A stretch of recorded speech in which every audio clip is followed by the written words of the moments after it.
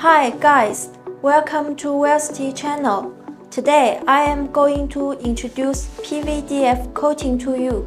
PVDF coating is a shortening for polyvinylidene fluoride, a non-reactive plastic from the fluorocarbon family, often used to enhance the metal properties, typically their life. This is a PVDF coating profile. PVDF coatings were popular because of their use of aluminum. Aluminum is widely used in architecture, which needs an extra protection layer from weather damage and harsh external conditions. Let's learn about the PVDF coating process. First, surface preparation.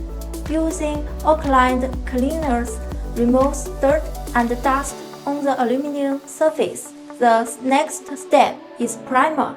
It improves adhesion and surface evenness. This is the most important step, the top coat, which is the thickest layer on the aluminum. The top coat contains a PVDF mixture.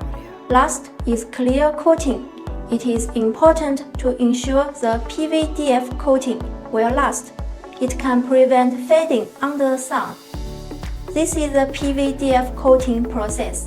Many people choose it for buildings since it can withstand constant weathering and remain exposed to the sun for long periods.